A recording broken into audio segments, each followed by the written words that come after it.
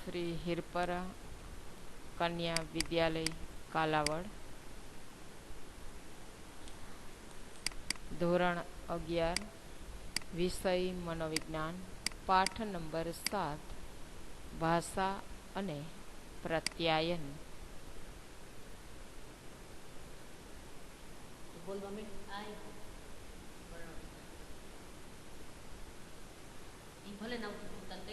હાલો, આજે પાઠ number 7, lecture 2, ભાષા અને પ્રત્યાયન. આજે આપણે વાણી વિકાસ વિશે સમજૂતી મેળવીશું. આગળના લેક્ચરની અંદર આપણે ભાષાની વ્યાખ્યા જોઈ કે વ્યાકરણના નિયમોનો ઉપયોગ કરી અને અન્ય વ્યક્તિ સાથે જે આપણે પ્રત્યાયન કરીએ છીએ એમાં વપરાતા પ્રતીકો, જેને આપણે ભાષા કહીએ છીએ. એ ભાષાના આપણે 3 લક્ષણો પણ જોયા કે પ્રતીકોની ઉપસ્થિતિ, નિયમોનો સમૂહ અને પ્રત્યાયન. એની સાથે સાથે ભાષાના વિવિધ પાસાઓ પણ જોયા કે ધ્વનિશાસ્ત્રીય પાસું, અર્થપૂર્ણ એકમનું પાસું, શબ્દ સંયોજન પાસું, શબ્દાર્થશાસ્ત્રીય પાસું અને સામાજિક વિકાસ.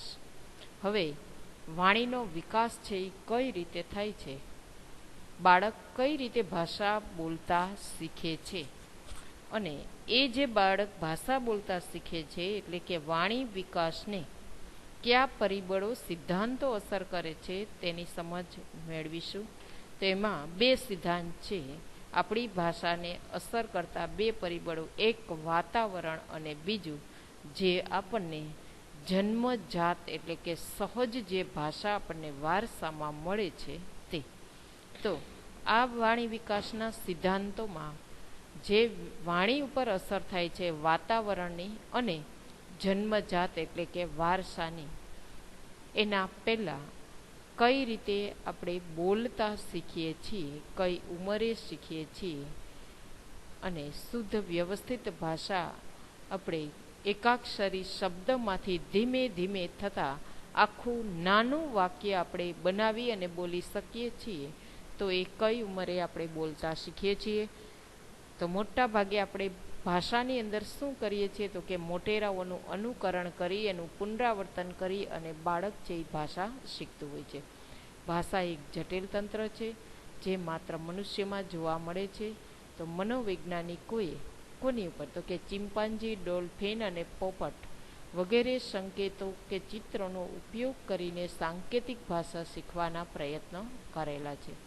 પરંતુ એવું જોવા મળે છે કે પ્રાણીઓ દ્વારા શીખવામાં આવતી ભાષા, સાંકેતિક ભાષા, એ માનવીય ભાષાનું તંત્ર એના કરતાં કેવું છે તો કે જે પ્રાણીઓ જે છે, જે ચિમ્પાન્જી, ડોલ્ફિન અને પોપટ ઉપર જે પ્રયોગો થયા છે અને મનોવૈજ્ઞાનિકોએ જે ભાષાની સમજ આપી છે તેમાં એ જે ભાષા શીખવાડવામાં આવે છે એ સાંકેતિક ભાષા છે, એના કરતાં માનવીય ભાષા છે એ વધારે જટિલ છે, સમજવી અઘરી છે, સર્જનાત્મક છે અને સાથે સાથે જન્મજાત એટલે કે સહજ પણ છે.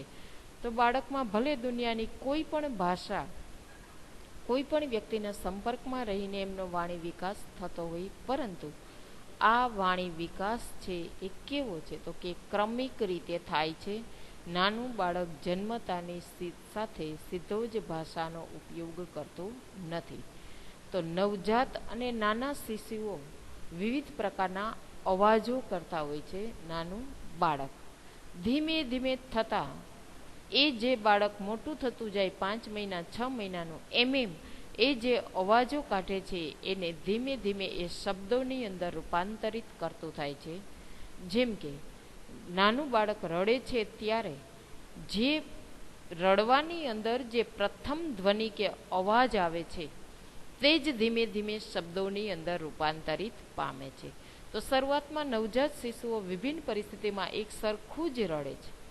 એમની જે કાંઈ જરૂરિયાત હોય એ પૂરી કરવા માટે બાળક, નાનું જે નવજાત શિશુ છે, એક જ સરખા અવાજની અંદર રડે છે. એટલે કે ધીમે ધીમે રડવાના સ્વરની તીવ્રતામાં ઉતાર ચઢાવના આધારે શિશુ ભૂખ, પીડા, એકલતા વગેરેને અલગ અલગ રીતે રડવાના અવાજો દર્શાવે છે. તો શિશુ આનંદને અભિવ્યક્ત કરવા માટે શું કરશે? તો કે અ ઉ જેવા અવાજ કાઢી અને કિકિયારીઓ કે કેલકેલાટ કરે છે. ટૂંકમાં આપણી જે ભાષા છે એમની શરૂઆત શિશુ અવસ્થાથી ધીમે ધીમે ધીમે એકાક્ષરી શબ્દ અક્ષર દ્વારા થાય છે. 6 માસની આસપાસની જે ઉંમર બાળક હોય છે અને જે બાળક અવાજો કાઢે છે એમને બબડાટની અવસ્થા કહેવામાં આવે છે. એક ગુણના પ્રશ્નમાં પૂછાય છે, બબડાટની અવસ્થામાં બાળક ક્યારે પહોંચે છે? તો કે 6 માસની આસપાસની ઉંમરે. આ બબડાટ અવસ્થામાં બાળક લાંબા સમય સુધી શું કરશે? વિભિન્ન પ્રકારના સ્વર અને વ્યંજનોને લગતા અવાજો વારંવાર રજૂ કરે છે. હા, આ, બા, મા વગેરે શબ્દ બોલે છે. 9 મહિનાની ઉંમર થાય એટલે બાળક આ અસ્પષ્ટ અવાજોના સંયોજન શરૂ કરે છે. એટલે કે દા દા દા દા દા અને પોતે જ બોલેલા અવાજનું અનુકરણ કરતા હોય તેમ એ જ અવાજનું બાળક શું કરશે? તો કે બાળકને શીખવવામાં આવે 9 માસે કે દાદા, પાપા, મામા, તો બાળક એના એ જ શબ્દનું પુનરાવર્તન કરે છે. આ પુનરાવર્તનને શબ્દ અનુકરણ કહેવામાં આવે છે. અને એમ થતાં થતાં બાળક એક એક શબ્દ બોલતા શીખે છે. શરૂઆતમાં બાળક કોઈ હેતુ વગર આકસ્મિક રીતે, એમને ખબર નથી કે કોના માટે દાદા શબ્દ વાપરવો, કોને બા કહેવા, પરંતુ એ હેતુ વગર એ બબડાટ છે એ શરૂ કરે છે. આગળ જતાં એ મોટું થશે એટલે મોટી વ્યક્તિઓનું અનુકરણ કરશે અને પછી એકાક્ષરી શબ્દ બોલવાની શરૂઆત કરે છે. તો જ્યારે બાળક 6 માસનું થાય ત્યારે અમુક શબ્દો પ્રત્યે થોડી ઘણી એની સમજણ પ્રદર્શિત કરે છે અને તેનો પ્રથમ જન્મદિવસ આવતા એટલે કે 1 વર્ષનું બાળક થાય ત્યારે તે એકાક્ષરી શબ્દ બોલતા શીખી જાય છે. તો બાળક જે પ્રથમ શબ્દ બોલે છે તે કેવો હોય છે? તો કે 1 અક્ષરનો હોય છે અને એ મોટા ભાગે મા, દા, બા કે પા જેવા શબ્દોનો ઉપયોગ કરી અને બાળક બોલતા શીખે છે. ધીમે ધીમે થતાં એ જ બાળક એક એક શબ્દને જોડી, અક્ષરને જોડી અને નાનું વાક્ય બનાવે છે. તો જ્યારે બાળક 18 થી 20 માસનું થાય ત્યારે 2 શબ્દો ભેગા કરીને બોલવાની શરૂઆત કરે છે.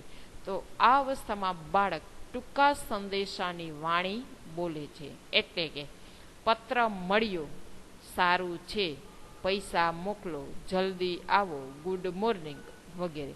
એટલે કે 2 શબ્દોને જોડી અને બોલતા શીખે છે. આખું વાક્ય નથી બોલી શકતો, માટે એમને ટૂંકી વાણી તરીકે ઓળખવામાં આવે છે. જેમ કે વર્તમાન સમયની અંદર ટેકનોલોજીના યુગમાં આપણે SMS-માં જે કાંઈ ભાષા વાપરીએ છીએ તેમ, જેમ કે આપણે જય શ્રી કૃષ્ણને JSK બોલીએ છીએ, તે ભાષા બાળક ક્યારે ઉંમરે શીખે છે? 18 થી 20 માસની ઉંમરે. તો 2 શબ્દોની વાણી દ્વારા મોટાભાગે અમુક ક્રિયાઓની બાળક અભિવ્યક્તિ પણ કરે છે. જેમ કે બાબા એટલે કે મારે બહાર જવું છે, જા, બા પાણી પીવું હોય તો બાળક શું બોલશે? ભૂ, કુકુ વગેરે. તો 2.5 વર્ષની ઉંમર બાદ બાળક લાંબા અર્થયુક્ત વાક્યો બોલવાની શરૂઆત કરે છે અને 3 વર્ષની ઉંમર સુધીમાં તો બાળક વડીલો પાસેથી સાંભળીને એના જેવી જ ભાષાને ગ્રહણ કરી અને એમની જેવી જ ભાષા બોલતા શીખે છે. તો હવે અત્યારે આપણે પ્રસ્તાવના જોઈ કે વાણીનો વિકાસ બાળકની કઈ ઉંમરે થાય છે. એટલે કે 6 માસથી માંડી અને બાળક 2.5 કે 3 વર્ષનું થાય ત્યાં સુધીમાં બાળક ભાષા બોલતા શીખી જાય છે. હવે એ જે બાળક ભાષા બોલતા શીખો છે એમને વાણીનો જે વિકાસ થયો છે એમને કયા સિદ્ધાંતો, એમને કયા પરિબળો અસર કરે છે? તો જોઈએ વિદ્યાર્થી મિત્રો, જે ટૂંકનોંધ સ્વરૂપે આપણને પૂછાય છે. વાણી વિકાસના સિદ્ધાંતો 2 છે, જન્મજાત સિદ્ધાંત અને વાતાવરણનો સિદ્ધાંત. તો આપણે ભાષા કઈ રીતે શીખીએ છીએ તે બાબતે મનોવૈજ્ઞાનિકોએ પોતાના સિદ્ધાંત દ્વારા સમજાવવાનો પ્રયત્ન કરેલો છે.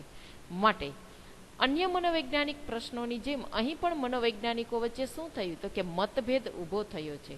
કારણ કે મોટાભાગના આધુનિક મનોવૈજ્ઞાનિકો વાણી કે ભાષાના વિકાસમાં 2 પરિબળોને મહત્વના ગણે છે. એક છે વારસો અને બીજું છે વાતાવરણ. એટલે કે જેને જેવો વારસો અને વાતાવરણ મળે એવું બાળકની વાણી વિકસે છે. પરંતુ અહીં આપણે સ્કિનર અને ચોમસ્કીના સિદ્ધાંતો જોઈશું કે તેમણે શું સમજ આપેલી છે.